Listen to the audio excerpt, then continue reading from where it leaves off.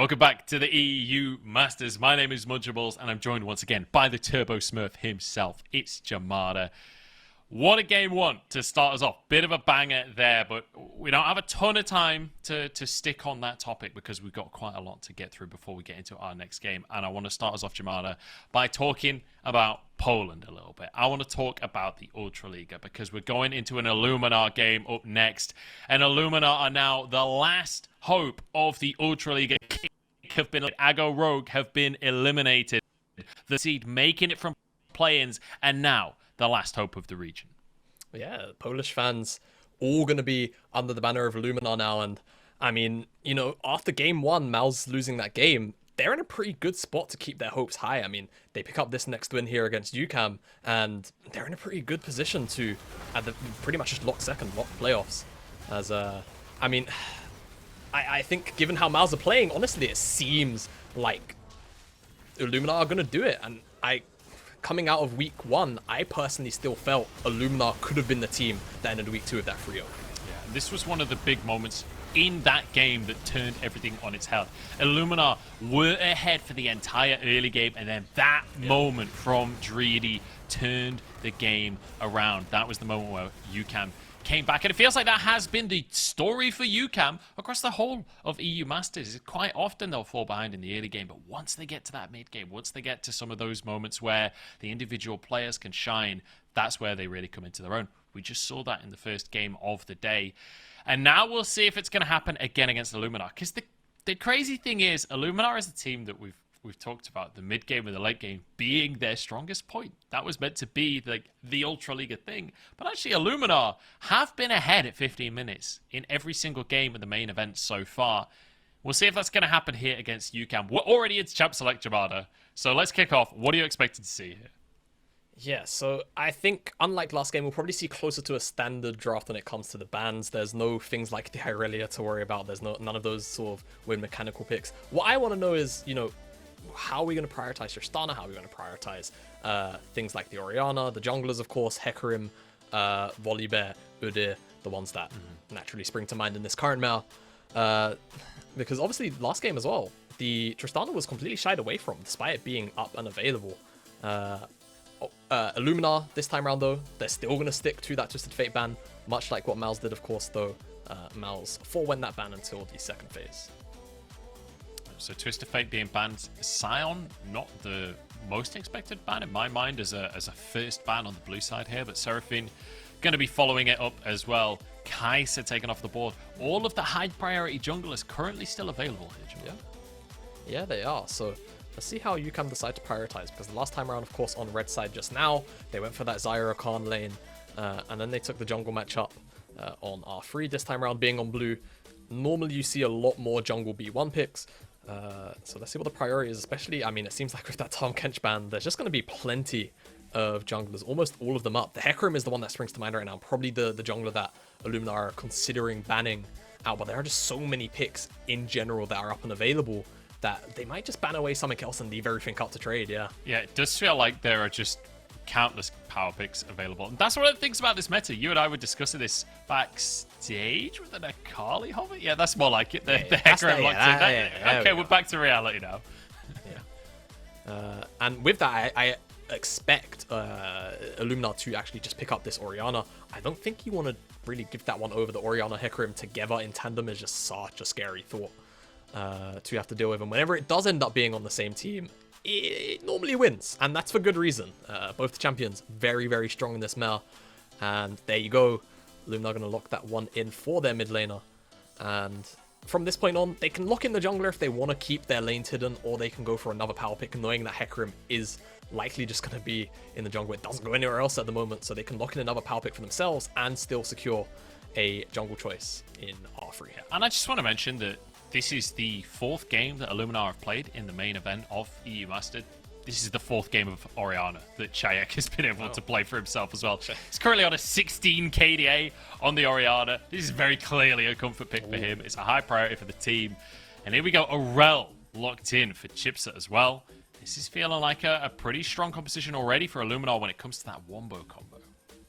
Yeah, and I think this is a bit of a call out as well to Plasma in particular, because with the Thresh being gone and Plasma has played a fair amount, I believe he is the Spanish support that's lent on Rakan a lot. Of course, we just saw it in the game just gone by. Rakan is one of the few champions that can't necessarily punish Rell that hard compared to some of her more traditional counters, I feel.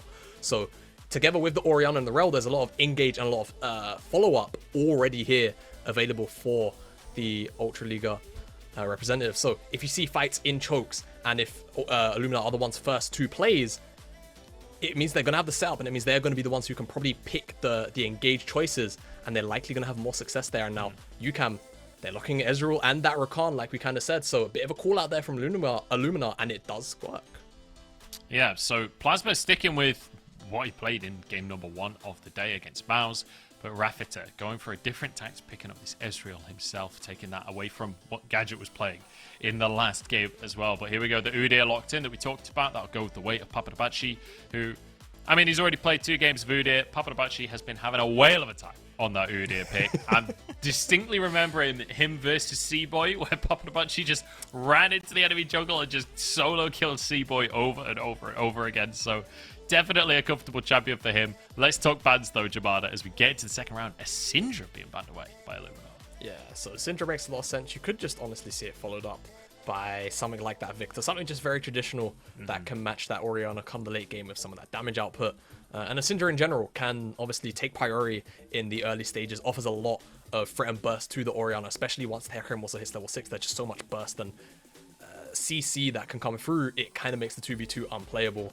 Especially when you're talking about Udyr doesn't really have an armor. He's got 4 stances, and that's kind of it. So that against that with an early game shockwave, it's just not really too much to worry about. So Tristana being banned away, I think in this case, potentially having to deal with a kill lane in the bottom side from Illuminar makes a whole bunch of sense. So you could also see something that can secure a little more early game priority. I think when you're running the Ezreal, something like Jinx could also be a very viable ban here for UCAM.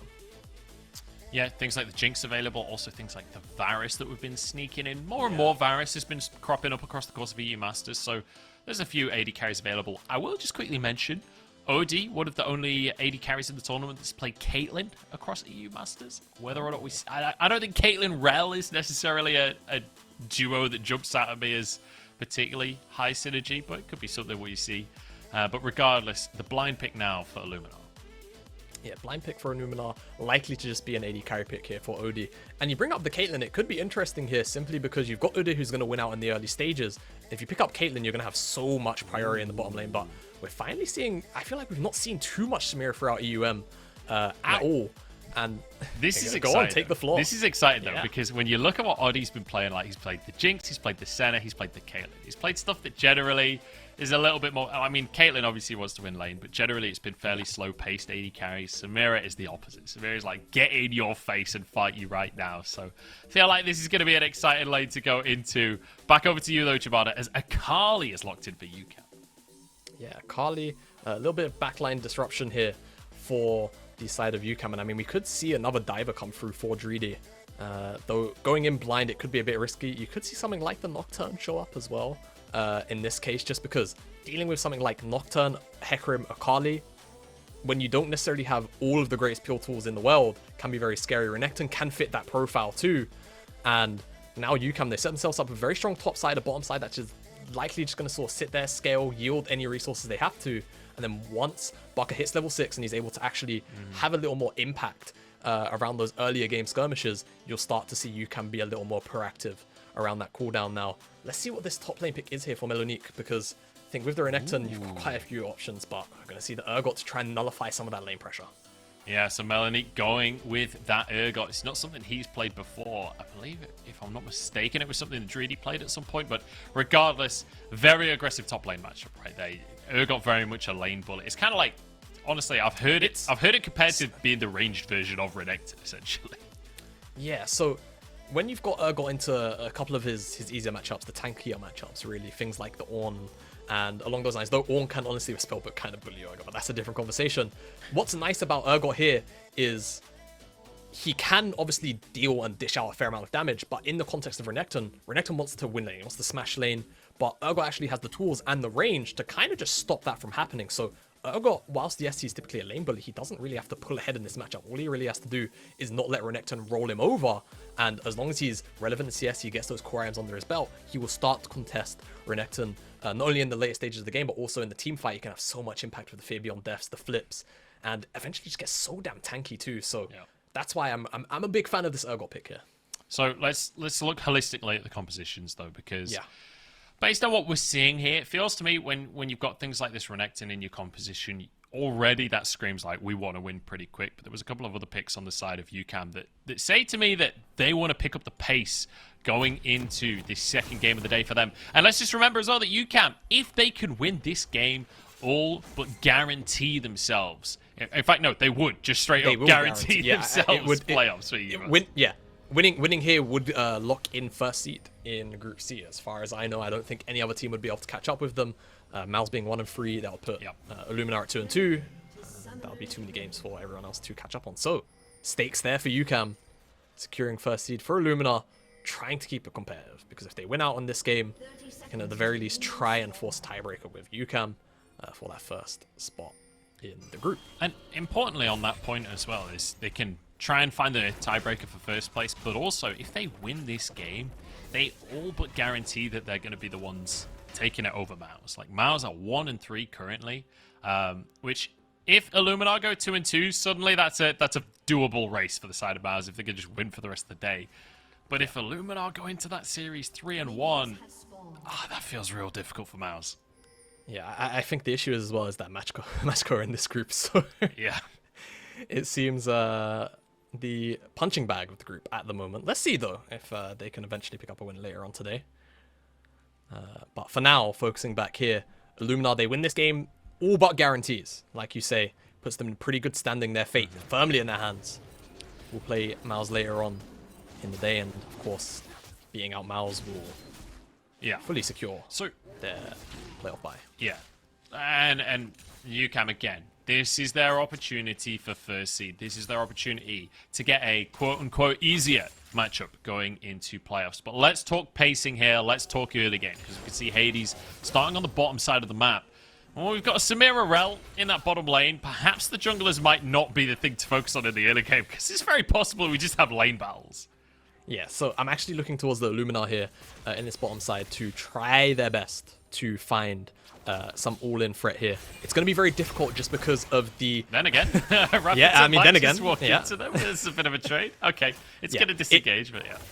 It will be disengaged in this case. It will get harder as the lane goes on. Level 1, of course, there's not a lot of mobility spells between the both Rafitta and Plasma on these champions. But once they have the Arcane Shift available, the W as well, it can get pretty difficult to jump onto them, but there is so much burst that can come out from Samira Rell that it can just be unsuspecting. Realistically, you can just die without sometimes just flashing, just because either you're CC'd or you just damn right don't think you're going to die until you do. But in general, I think like just Dignitas. Because of these... Yeah, like they're winning up until they lost. So I think just because of the nature of some of these lane matchups, particularly mid and top, we're not going to see too much action. At least for the early stages, though, I could naturally jinx it. A good old cast the curse. Some information here. I'm actually not too sure who got this ward down. On the side it was Melonik. I imagine it would be Melonik. Was able to walk down and just drop a little bit of vision. So nice heads-up play from him.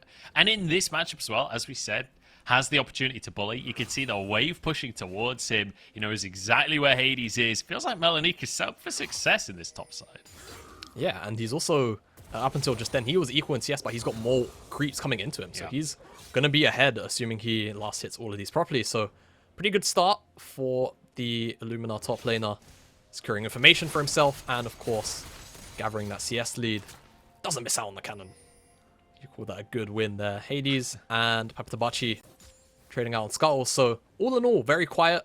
I don't expect Hadess in particular to actually try and impact a lane until he hits that level 6 mark, especially again. There's not a whole bunch of setup in these lanes across the board. You can try and play towards the bottom side, but if papatabachi is there, that is a losing 3v3 in most scenarios. Yeah, now I want to kind of reiterate a couple of things about Illuminar as Czajek is getting a very hefty advantage in this 1v1 in the mid lane as Baca. Obviously, early game, Akali, not the easiest laning phase that you have to go into against an Orianna here. Dreedy goes for quite an aggressive trade here. Melonik able to trade a lot back, though, and I'm I'm not sure that was a good one from Dreedy at the end of the day.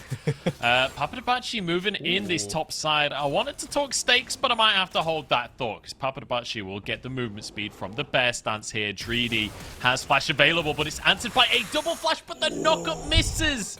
Melonik cannot get the throwback, and it means that UCAM get away with it.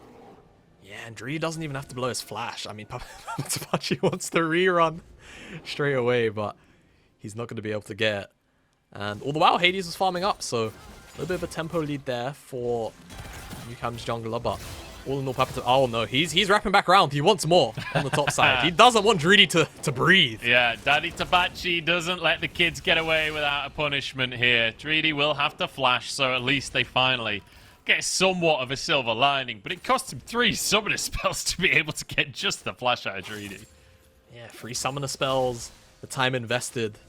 Now, papatabachi, of course, is still going to have a linear path down, but if you sort of do the mental maths and the timings of when Hadess camps are going to respawn, it honestly means that this Hecarim is likely going to hit level 6 first. He's actually foregoing the Grumpy sparking up towards the top side, potentially just giving him his top laner a little more shadow. Plasma is the support that I want in my solo Q games. Did you see that? The commitment to holding that wave. Like, Chips are all into him, and he's like, yeah, but you're Rell. Why do I care? You do 100 damage to me total with your whole combo. Just chills there and holds the wave. What a guy. Yeah, very good. And it keeps the CS kind of competitive as well, because Rafitta was falling behind in CS a little bit. So holding that freeze just while OD returns to lane. That gap can be closed a bit, and Hadess, another Skull Crab. It's going to be fast tracking to 6. I don't think that Skull will just about ding him over, but he'll be pretty damn close. And Shockwave in the mid lane. Oh. Baca in a little bit of trouble. That's going to be a shuriken landing onto Czajek. The flip comes in. Baca all-inning on this one. All available. Perfect execution any second, but the flash from Czajek to get himself out to safety.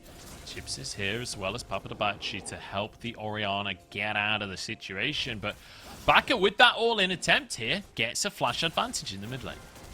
Yeah, and flash means that now Hadess only really just has to walk into the mid lane, and Orianna can die pretty much on command for UCAM. As long as Illuminar don't have the numbers around to defend that mid lane gank. And I mean, look, that's what I was just talking about. Hadess, he knows. There's nothing flash. that Czajek can do. There's nothing for Czajek to get away from this one. Just going to get rampaged down in the mid lane. First blood for Hadess.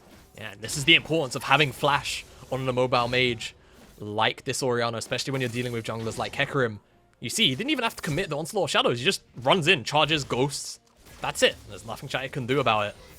And Hadess on his way to a potential very fast snowball. He's got a lot of jungle camps to go and farm back up onto as well.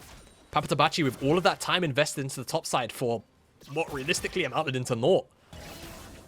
Hadess has pretty much gone untouched. Gone farmed up, found himself a kill in the mid lane, first blood. It's going to be a very scary horsey to deal with. Yeah, and it's important as well that Hadess is finding himself this lead early on, because when we talked about this composition, we said, you know, the Renekton by default is a champion that you want to be playing around the mid game. Once you get to the late game, not so effective with that champion, but the Akali as well, huge mid game spikes. Ezreal with the modern builds, much stronger earlier on in the game than you'd classically think of with the Ezreal. So it does feel like now with that first blood, they've got themselves almost 1,000 gold lead already as well. UCAM are in a good spot in this early game. But as we always talk about, there's an Udyr on the side of Illuminar. If they can get priority in the spot lane, the early dragons could be an option. Odie looks for the all-in here, but don't quite find it, as the support's not quite level 6 just yet.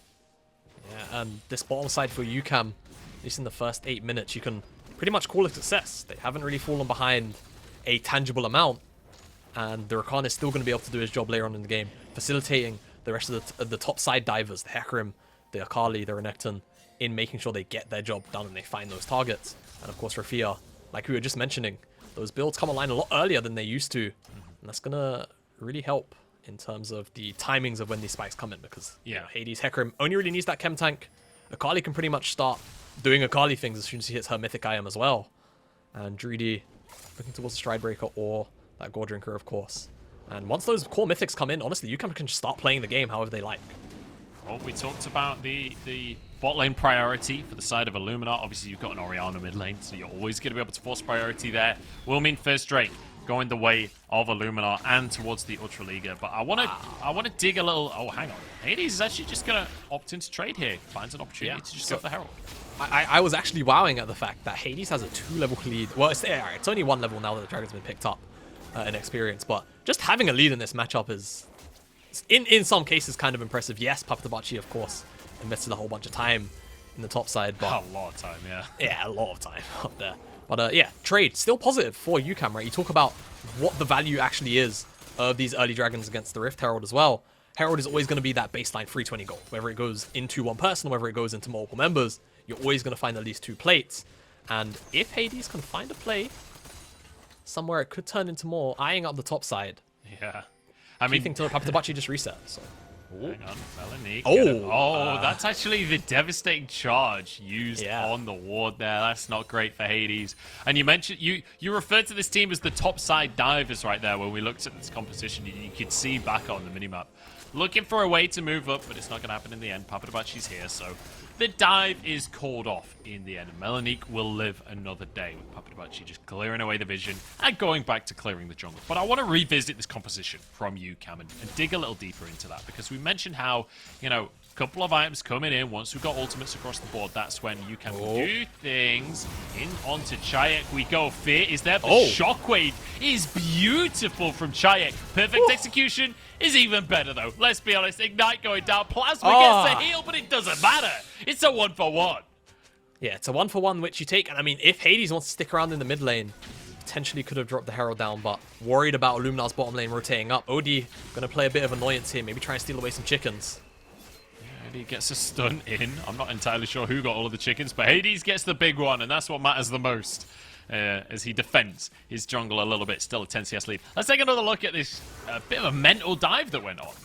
Yeah, so Czajek actually has his flashback up, but it just seems like UCAM are really hell-bent on making this dive work. Plasma unfortunately takes 2 ramped up tower shots, and despite the heal eventually coming through, just burns through down to the ignite. And honestly, as I was saying, Plasma on this Rakan, he can supplement this dive so well. You saw the dive pretty much would have been called off if Plasma wasn't there to try and to finally help find Lethal with the remainder of his damage. Yeah, very nicely done by Czypsy to answer and get that ignite down and be able to find the return kill. So 2-1 on the scoreboard right now. papatabachi continues to try and find vision control on the bottom side. 2.5 minutes till that next Drake, though, so I don't think papatabachi will look for too much in the meantime. But we are going to see papatabachi moving bot side. I was going to try and set you up for a point there. I'm nervous too, though, Jamada. I'm nervous to talk because I feel like papatabachi wants to force something. I think they are going to back away in the end. So I want to revisit this UCAM composition. We talked about the opportunities. Plasma every time I try to set it up. It's okay, Munch. It's okay. Let's go. Right. How do UCAM find advantages using their power spikes? I mean, as soon as those items come in, they can kind of pick on whoever they want. Whether it's Czajek, even honestly, if it's Odie, as long as they have all of those members diving. Hades is on a bit of a solo mission. Hey, that's Melonik is like, yoink! That's my kill, buddy. Just blast the ult over. You love to see it. Yeah, Hades, a bit of Sunday service right there. I don't. Just felt a bit of charity work, as you do. Oh wow, Melonik's even gonna find the stop on the recall. I thought Dreedy was gonna try and get aggressive there, but of course knows that Illuminar has numbers on this top side. His jungler just died. Still, nonetheless, gonna go back in 1v2. Dreedy has not read the situation correctly there. Melonik just baiting that one as the jungler comes in. Every single flash Dreedy does, though, is getting a 2-for-1 bargain bucket value deal from Melonik and papatabachi this game. Yeah, he's Dreedy's been getting picked on for a while. He, however, hasn't really fallen behind in CS. So, all things considered, you can probably call it a win. And like you say, 2-for-1 on the flashes and summon spells. Can't be too mad about that one now. UCAM, they're trying to at least get the Herald down. I think it should still be able to charge. Though the eye is open. papatabachi can cancel it. There we go. The smite comes on through. She wants to as well with a knock-up to follow. I don't think the damage is there to finish any kills. But that is some nice coordinated play coming out from Illuminar. Yeah, I mean, UCAM, they've been... Hades in particular, of course, been searching for a position to actually put that Herald down for quite a while. And eventually had to settle for the mid lane, but Fortunately, And Jamada, Illuminar we actually have to just go had the back numbers to- there. We have to go back to the trade that happened earlier on in the game as well, right? Yeah. That Herald was traded. We were discussing the value of an early Drake versus an early Herald. Well, when the Herald is just dropped and dies in the middle of the lane, the value is very heavily in favor of the Turtle Drake. Yeah, and especially because, of course, the Infernal Drake kind of scales up, right? It's that flat percent. So the more AD, magic damage, of course, AP, that Czajek will pick up, it's going to just ramp up. But Odie... That's a fast horsey, and I don't know if Odie's ult is going to be able to quite cut the bread on this one. It's a nice pick-up. The kill going over to Rafitta as well. Already has that Essence Reaver, and he's headed towards the Mana Moon. This will be the second Drake, though, by the looks of things going the way of UCAM, because realistically, without an AD carry, I'm not sure this is something that Illuminar can fight for. Yeah, they most likely can't, and I think you just have to give that one up with that numbers disadvantage. You don't necessarily have TP, though. I mean, Illuminar, they don't seem settled. Yeah, maybe they don't care. Maybe they want to go for a 3v4. Maybe they're down. The Shockwave is available. This will be a 50-50 smite. Papatabachi. Papatabachi, same level right now, moving into the pit. Can he get the Ooh. smite? The answer is yes. Shockwave onto Baca, and Bear stance is there. Fabian Oh, goes down. Fabian Phoenix, that there. should be enough to finish the killer. Baca's pulled in. Illuminar at a disadvantage find the play. Yeah, I honestly, Illuminar, hats off to you, man, because that's crazy stuff. You're 3v4 on the bottom side, but they have Melonik rotating down, so eventually it does turn into a 4v4, and they steal the Draken on top of that. Odie, though, dash over the wall. Still dead. It's not going to save him, though, is it? Czypsy now trying to escape. Papatabachi there, trying to body block some of these shots. Czajek moving in half cooldown on that Shockwave, so not available for now as Hadess gets speed. Going on in. Czypsy knocked up. Rafitta's just free firing, and that's going to be an easy kill for the Ezreal. So you can find a couple of punishes off the back of the dragon. Yeah, they do find something there as well. And, I mean, kind of strange to commit so far up. So we'll get the replay here. Anyway, and it's just Phoenix stance into Smite. Hadess can't keep up. The Shockwave then onto Baca just means that he's pulled in, and that Fabian Death, despite the flash, is still landed, and all of the AoE damage between the command attack, the Phoenix stance burn, just about brings Baca below the HP threshold. And now it's Illuminar kind of just, I don't know. They were just kind of in the river. Running not it? doing a whole bunch of, yeah, running Is it that the maybe phrase is, you were looking for? yeah, it might be. And UCAM just kind of sharp and punish. There's not much else to really say about it. Yeah, Czypsy kind of just sacrificial lamb as well on the back end of the play. But the thing is, like, sacrificial lamb is a very kind term for what just happened there, because you see Odie getting caught out, and the rest of Illuminar is like, damn, Odie's been caught out. We gotta be a team. We gotta work together and save our boy. But I think it's beyond saving, and they maybe just overcommitted on the play. They will be able to move up towards the Herald, though, and grab this one for themselves completely uncontested. Papatabachi has the smite available should he need it, but he can just finish that one off. And so now Herald in the pockets of Illuminar. And we talked about how this team, you know, when we think about the Ultra League, it's a slow region usually, but Illuminar have been ahead at 15 minutes in almost every single one of their games so far at the tournament. I didn't quite catch who was ahead at exactly 50 minutes, but it's pretty much an even game at this point. But once you get to the mid game and the late game, that's when Illuminar really come into their own with a Herald in pocket with 3 kills on Melonik. It does feel like the carry pressure, the person that needs to step up, has changed from the usual story of it being Czajek and Odie. Yeah, definitely. And honestly, this Urgot pick gonna have a lot of value because all of these champions are gonna be coming into him from UCAM, bar the Ezreal, for the most part. So he's always gonna be able to get those shotgun legs off. And you can already see that Titanic Hydra finished up, and his damage, he wasn't even autoing Dreedy. That was just the shotgun legs and the Titanic Hydra proc themselves. Shockwave! Yeah, here we go. Onto Plasma. It's just going to be Plasma destroyed here before the fight even begins. And now UCAM are like, what do we do? Yeah, Our never mind. engagers just died. Yeah, yeah, alright. Sorry, guys. This is your side of the map. We'll be seeing you. Have a little bit of fun there. Ooh, poke damage from Rafitta. He's going for this one. Couple more shots on in. Nicely done there by Rafitta, but not quite enough to turn it into anything more. This is one of the things about the Ezreal. If you can play off on the side of the fights, it really doesn't matter about numbers advantages and things, because you're so hard to catch. You can punish people from such a ridiculous range. Yeah, and there's not really a whole bunch of range on the Illuminar side either. that being said, range not necessarily going to be too relevant in a game where you're going to have Renekton, Hecarim, and Akali diving in on you. But in the context of ever trying to lock down that Ezreal, all he's ever really got to worry about is the Orianna ball. And as long as he stays away from that, he's pretty much golden.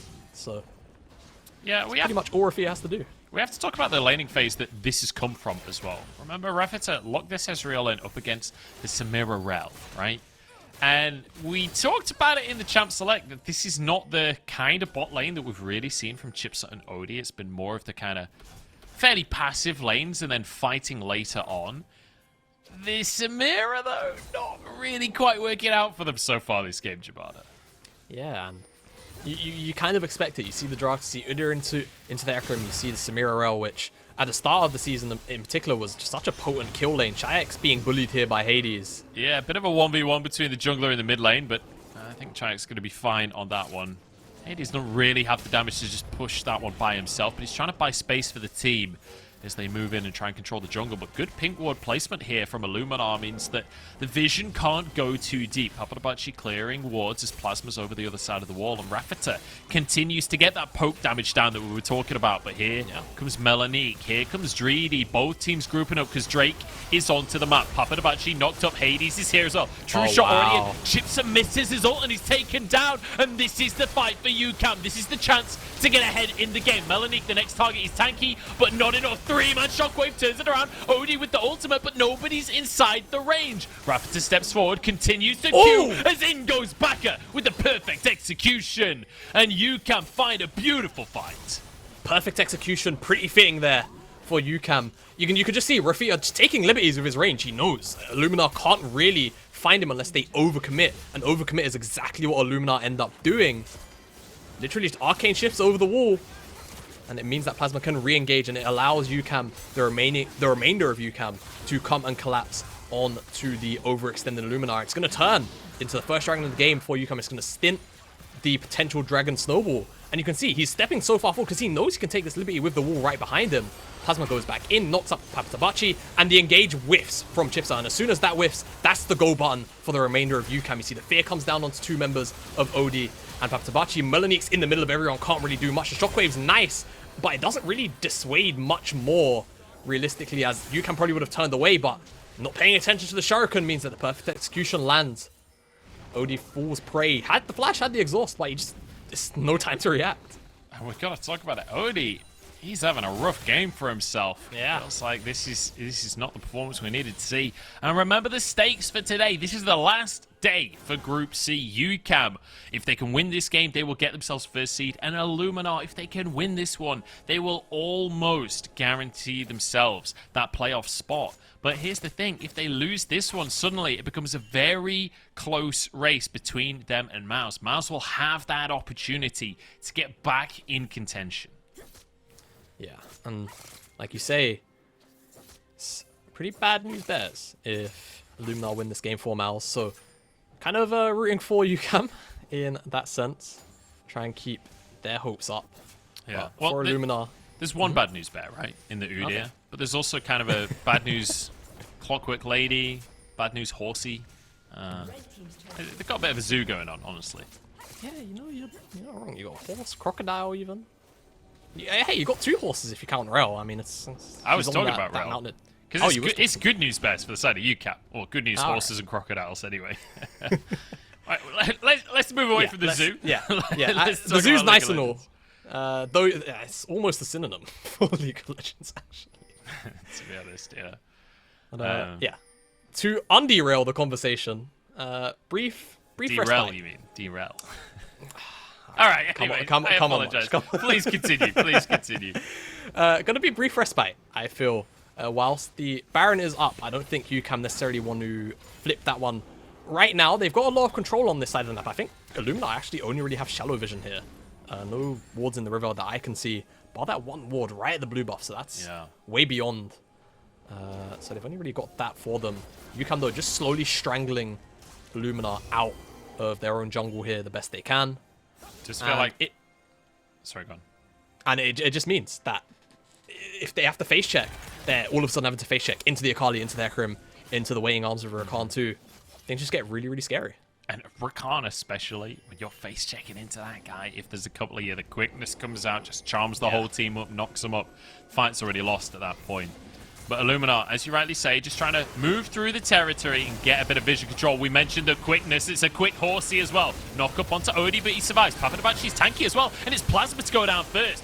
Odie getting the first ult of the fight off, and there might be more. Papatabachi's gone way too deep, though. But he answers with Rafitta, so we'll call that one worth. Yeah, you know what? You take a shutdown onto your carry member here, if you are papatabachi, even though I don't think he actually bear slapped him. But you know, that's beyond the point. That's beyond the point. Look, it was all papatabachi. Trust me, guys. It was a perfect play. Just don't re-look at the replay. Just believe it. Yeah. Let's not bring up the replay. We don't need one for that one. I promise, observers. Yeah, UCAM, they look for a play. They find Odie summoners. They don't find Odie. And then they are just turned on. Plasma too far into the mix. Baca's probably going to find Czajek, though. Nice! Yeah, this isn't a great 1v1 for Orianna as far as my knowledge goes, and it's not a 1v1 because here comes Hadess, the king of the underworlds in town. Now, Czypsy is in trouble, waddling away from the play, but he'll be all right. Baca doesn't want to overcommit to the play. That is a big pick, though, onto Czajek. Doesn't look like the team's in position to try and punish with the Baron. Yeah, no further punish outside of the pick itself. Flash was blown, though, for Czajek, so that means that he's not going to have Flash for this next Dragon fight, assuming Illuminar even looked to contest for it. And no Flash just means you're a free target. Free pickup, potentially, for the Hadess ultimate for Plasma. Now, he does have the Zhonya's, so there's a little bit of extra survivability layered on top there, but still, the Flash, the greater survivability tool in most scenarios, and gonna have to play a little more carefully now without it. Papatabachi, he's looking. Rafitta and Plasma are hard to catch, but papatabachi is going to do his best anyway. Knockup is there. Both carries are here. Papatabachi is gone. In comes the horsey, and down go the health bars. Odie taken out. And just one by one, Illuminar taken off of the map. Melonik flashes out to safety, and Czajek is in the bottom lane, farming away, looking at the minimap like, guys, what is going on in the mid lane? Yeah, Munch, honestly, my only assumption here is Illuminar just must want to make the group really entertaining for the rest of the day for us. Trying to give us a nice setup, looking towards the Mouse games later on, because I'm not sure what papatabachi is actually doing right now. He's trying to run down the carries of UCAM, but there's just enough peel. Even though, yes, we talk about UCAM as a diving composition, Plasma is enough to stop these engages. And it's all gone wrong, Javon. But Melonik, it's all gone right. Look at him go. It's not going to be able to stop the Baron, but hey, 2 kills in that kind of dire situation, we call that a win. Yeah, and those are shutdowns. And it looks like it's even stopped the Baron as well. Unbelievable. Melonik, you beast. Yeah, the backside of that is Illuminar might be able to take Dragon as well with those death timers. And I mean, papatabachi, there's no real explanation. The teleport comes in real deep for UCAM as well. And it just means Dreedy has free reign. The Onslaught of Shadows comes in on top of Odie, and there's nothing he can really do about it. Czajek's nowhere to be seen because he just teleported to the bottom side. I think Illuminar probably focusing on potentially looking into the Dragon off the back of a potential engage in the mid lane. Oh no, he didn't even teleport, he walked down. I don't know. I no words really for what Illuminar were thinking. Or more specifically, papatabachi on that engage. But Giovanna, I just want to go back to something we said earlier on. And I kind of said, when Melonik had got 2 kills, I was like, you know, the carry pressure is on this guy's shoulders. This is the guy that's got to step up. It's not usually the story, but here we are. I didn't realize how accurate that statement was going to be because Melonik is against the world right now with UCAM trying to push forward. Hadess, definitely the player to watch on the side of UCAM after these fights, after these engages coming out from him. But Melonik, making sure he's in the game. Look at his level. He's level 17. The highest outside of him is 15 across the enemy team. Czajek on 16 as well. Feels like he really is the player to watch. Yeah, he really is. And especially if Illuminar can be in a position where, yes, UCAM are diving in on them, but it's an overextension. They're chasing into a choke. It means they're on top of the Orianna ball. They can find the nice shockwave, or just being in range of Melonik is really scary right now. UCAM, they're looking for a turn off the back of this Baron. Chips are forced away, but Rafitta gets the smite as well. And once again, Illuminar, just 3 of them, separated from the rest of the squad. They keep on pushing forward by themselves, and it's just not working out now. Papatabachi going to just consistently get blasted here by Rafitta. who is just firing away on all cylinders. Now we go to the Baron once more. Jamada, this is feeling like it might be done and dusted in favor of UCAM. Honestly, it's feeling like it is, and Illuminar, I don't know what to say. They're kind of just throwing bodies at plays and hoping stuff works out.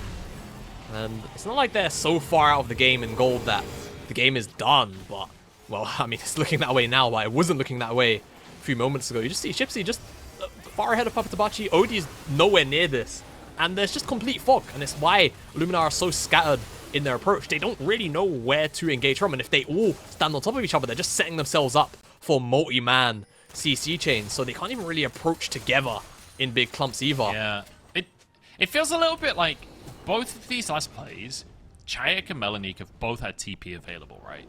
And it feels a little bit like the call is, we'll find him, and we'll do a double TP play and try and turn the game. But everyone dies so fast on Illuminar. It doesn't work if you just die. It's never viable. Yeah, it doesn't work if members just die when they're face checking. With this Baron, I expect UCAM to, at the very least, clean up these tier 2 towers. Try and keep control high and close to the base of Illuminar to make sure they constantly have information on who's entering and leaving into what parts of the map, and they can try and find sectioned off members with their range of engage. papatabachi, he's looking for a flank angle potentially, but I mean, they've not been great the last couple of engages, so I feel like it probably needs to take a bit of a chill pill, try and just weather out this Baron, because if we see another engage, I don't know how well it's actually going to go. Plasma the target, jumps out to safety here. It's worth mentioning that we do have a 3-item Orianna right there for Czajek, so shockwaves are really going to hit like a truck now. If Odie can get a big ult off the back of a shockwave, it's not impossible for Illuminar to win a fight. The issue is, there shouldn't be a world where UCAM lets them get that fight. That's the big problem. Yeah, if UCAM are playing their due diligence, they don't really chase into chokes. They don't allow themselves to get caught out. Great E out from Rafitta there. Chips is in trouble. Does get his ult off, but it's nowhere near enough. Melonik now onto the play. Baca on the flank, though. That could turn everything. Odie about to ulti. Baca's in there. Has the shuriken flip available. In he goes onto the back line and flips over the head of Samira. Gives the coin back on his way over. And now to the bot lane can go UCAM. Yeah, Baca. Akali says to that Samira, hey, I think you're holding something for me. Shuriken in the pocket just rolls over. Nothing Odie can really do about it. And I mean, UCAM, they could look to just end potentially on this push. They've got minion waves. The health bars are a little bit low, and Shockwave is coming up pretty soon. With Melonik here, it could be a risky ask, but they're potentially looking for it. Ooh, turning away. Nice. Yeah, UCAM continue to push. They've still got Baron in their pockets here. Melonik is big enough alongside Czajek that they're able to deter the push. They're able to hold on for now. But now, if it wasn't bad news bears before, we discussed which bad news animals it could be. Regardless of the animal you choose, this is bad news now for Illuminar. They are against the ropes, but Drake is up in 20 seconds. They already have 3. This would be Mountain Soul if they could just rush it. Yeah, it definitely could be. And the resets from UCAM, they're a little bit late. So if Illuminar kind of advances to the river now, they can take a little bit of control. And it will mean UCAM will have to walk into them, but they're so far ahead at this point in time with the composition they have. I don't really feel like positioning even matters. It's like in theory, right? In theory, it could be good. But the rate can go down. It's like, maybe it's not a good call after all.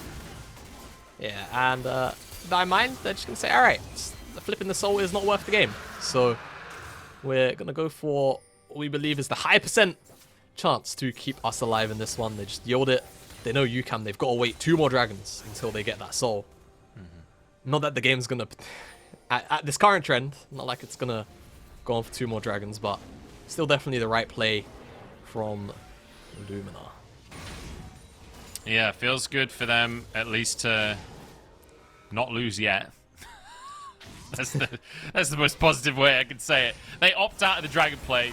They don't lose the game on the spot. Try to find a 5v5. It feels like miracle picks are the only way forward for Illuminar, but let's just take a moment and talk about UCAM here, because with 2 inhibs gone on the bottom side of the map, with every carry looking amazing, with Rafitta almost full build on this no mythic build that he's gone for. Also chips it away. UCAM are knocking on the door of a first seed performance here. We said they needed to clean up how they're able to close out games. Well, Jamada, this has been clean as a whistle. Yeah, I've got to say, this is much better, the opening 2 games of the day. Yes, game 1 wasn't necessarily the most convincing thing in the world, but after this one, definitely feeling a little more confident about the Spanish representatives. And I mean, Illuminar, you know, they've been a little bit kind to UCAM in some areas, but still, UCAM, the main thing is they've responded appropriately and they've punished appropriately too. And knocking on the door of a third inhibitor, trying to find a way to close out this game right now, it seems like. Yeah, ultis across the team here, and Odie's just found on the blind. Can't even get his ulti off. It's 2 for Baca.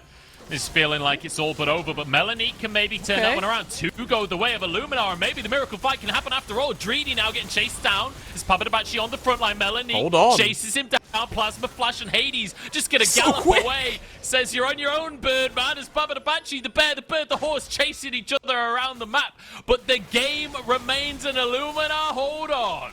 Yeah, they're holding on, Munch. They're holding on. Even if it's by the skin of their teeth, it doesn't really matter. This dive, I don't even know whether to really call it too overzealous. It's actually the shockwave, I think, on the backside. Once multiple members dive onto Odie, you can see shockwave from Czajek. 3 members. Kind of keeps Odie alive for enough, I suppose. And Melonik, papatabachi, focusing on Rafitta, who's pretty much by himself. Plasma, I'm not actually sure where he was to try and keep his AD carry alive, because he wasn't aiding in that backline dive. They do find the tower, but they don't find the inhibitors. More CS from those supers being funneled into Illuminar. Gold lead isn't, I don't think it's closing by any great margin, but just being in the game at the moment, given how we were looking at it a couple of minutes ago. Them being alive at all, that's a win right now for Illuminar. Czypsy gets stunned up by Plasma, but he'll zip away from this one. Baron now started by UCAM. And let's be honest, Melonik has his TP available, but I don't think there's any contest available for Illuminar. They're just going to have to try and hold on to the base. And important that... Oh, hang on. They're going to TP in for this one. Melonik's coming. This is a fight on our hands. They stop the Baron. Can they find what they're looking for? Melonik steps forward. He's happy to be the front line. Dreedy is there. Ults across the team as well as Plasma's on the back line. CCing the carries in Illuminar's front line just ain't tanky enough. In goes Odie, finally gets an ult, but he just tickles him. He does nothing as he's taken down. The perfect execution is beautiful. And Baca grabs a triple to end the game. We've been speaking about UCAM having to be more decisive, and I mean, it doesn't get much more decisive than the past 15 to 20 minutes when it comes to League of Legends. Illuminar, they fell too far behind, and they're finally going to be pushed out of this game. They're going to fall 2-2 in the scoreboard, and I mean, their fate is still going to be in their hands. Mals are still sitting 1-3, but UCAM finally coming out. Oh, the inhibitor's going to spawn and keep the game alive, isn't it? All right. Okay. Well, Czypsy spawning it. Still 13 seconds on Odie. I'm pretty sure this one's done so. UCAM grabbed themselves the first seed slot out of Group C. Yeah, and finally for UCAM, 2 relatively, the second game more so than the first today, decisive victories. And I mean, what more can you ask for? Finally securing that first spot. I think sort of across the board with that composition, there wasn't really much Illuminar could do. I think papatabachi spent too much time on the top side. And yes, of course, Melonik, there were results yielded, right? Melonik ended up being a pretty big menace in some of these team fights, but it was at the cost of Odie and Czypsy basically not really being champions on some of the Rift. They didn't really get to add too much to this game. Rell could never peel, Rell could never find engages, and Odie, I think, pressed his R-key maybe 5 times throughout that entire game, and dealt maybe a combined 1,000 damage. So, unfortunate for Illuminar there, but UCAM looking much stronger than last week, in my opinion. Yeah, UCAM have cleaned things up, and they are looking to clean house in this group. 5-0 right now. They're looking for a flawless finish.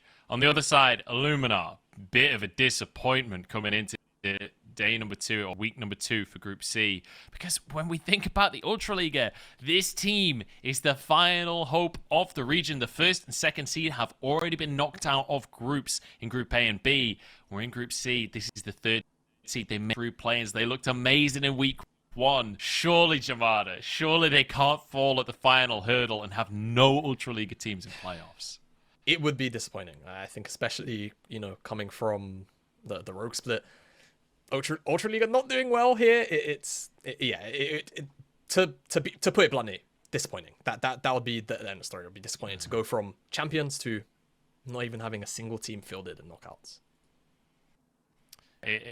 It's definitely a dramatic difference comparatively to last year, but maybe Illuminar can make it happen. They've still got 2 more games today. It's them versus Mouse in the race to make it to second seed, but that is going to be first seed now, guaranteed for UCAM. So congratulations to them. We're going to jump into a break before our 3rd game of the day. Don't go anywhere.